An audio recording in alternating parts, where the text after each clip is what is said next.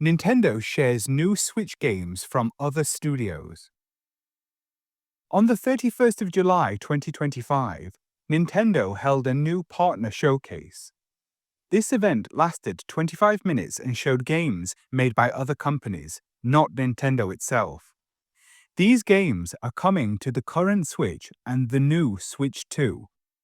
Some of the games include Elden Ring Tarnished Edition, Final Fantasy VII Remake, Persona 3 Reload, and Hades 2.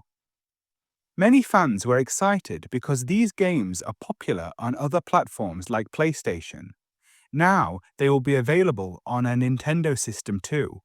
However, there was no news about games made by Nintendo, such as Metroid Prime 4 or Kirby Air Raiders. Some people were disappointed, but they hope those games will appear in a future event.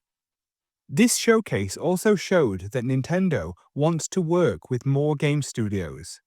In the past, some developers had to wait for Switch 2 tools, but now they are ready. By supporting many types of games, Nintendo can make the Switch 2 more interesting for more players around the world.